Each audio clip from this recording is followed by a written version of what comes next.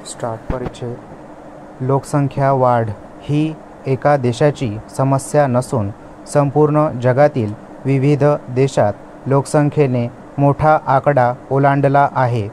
लोकसंख्या वाढत असताना संसाधनामध्ये वाढ होत नाही. त्यामुळे भविष्यात लोकसंख्या वाढीचा विस्फोट गंभीर समस्या निर्माण करू शकतो. भारताची लोकसंख्या ही 141 कोटींवर पोहोचली आहे, तर चीनची लोकसंख्या 142 कोटी आहे.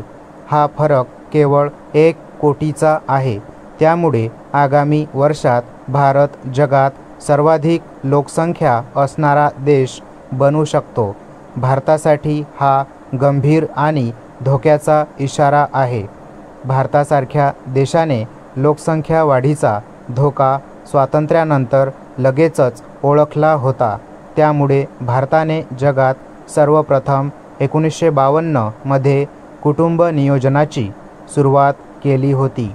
असा उपक्रम राबवणारा भारत जगातील एकमेव देश होता.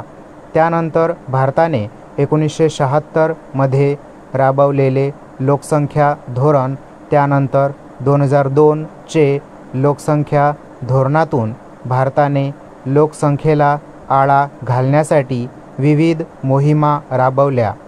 भारताने जरी विविध उपक्रमातून जनजागृती केली असली तरी भारताने मात्र कोणतेही धोरण सक्तीचे केले नाही.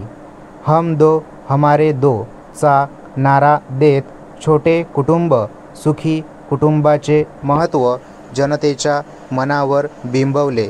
मात्र या संपूर्ण कालावधीमध्ये भारत सरकारने कुठेही सक्ती केली नाही. परिणामी भारताची लोकसंख्या वेगाने वाढत चालली आहे.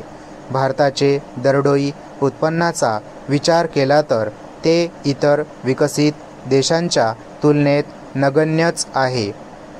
अशावेळी अवाढव्य प्रमाणात वाढणारी लोकसंख्या आपल्याला परवडणारी नाही. परिच्छेद जगाची लोकसंख्या ही 1974 मध्ये 4 अब्ज एवढी होती. मात्र हा आकडा आता 8 अब्ज झाला आहे. 1950 मध्ये जगाची लोकसंख्या ही केवळ 2.5 अब्ज एवढी होती. 2086 मध्ये जगाची लोकसंख्या ही 10.6 अब्ज एवढी होणार आहे. लोकसंख्येचा हा विस्फोट हा भारताच्या प्रगतीतील मोठा अडसर ठरू शकतो.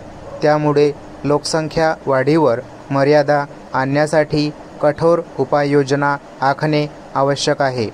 लोकसंख्या विस्फोटाचा मुद्दा सर्व राजकीय पक्ष व नेत्यांनी 1977 मध्ये जनता पक्षाचा ऐतिहासिक विजय झाल्यापासून सोयीच्या विस्मरण गुहेत टाकून दिला आहे. दिवंगत पंतप्रधान इंदिरा गांधी यांनी आणलेल्या आणीबाणीत उत्तर भारतात नसबंदीची जी सक्ती झाली तेव्हापासून या विषयाला हात लावण्याचे धाडस कोणीच करत नाही.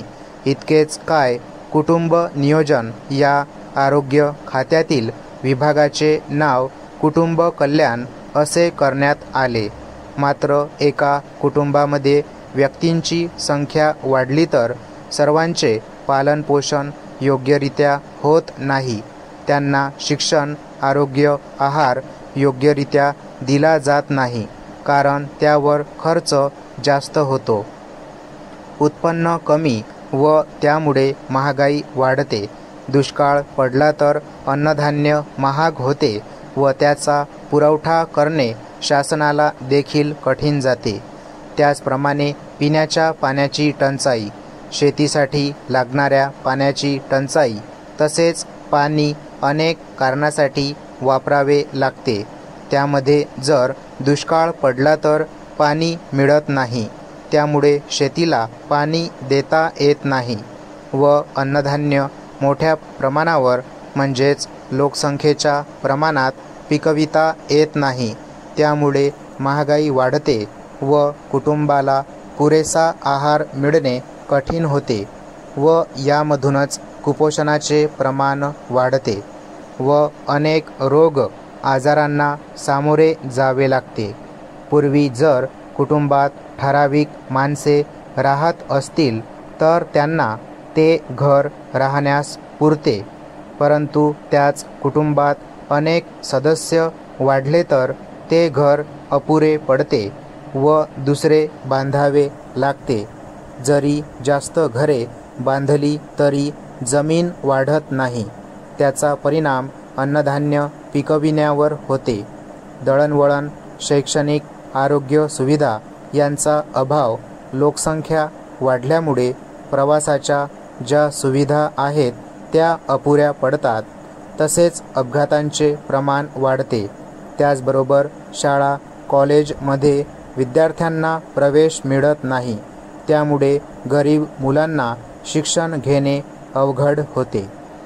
स्टॉप.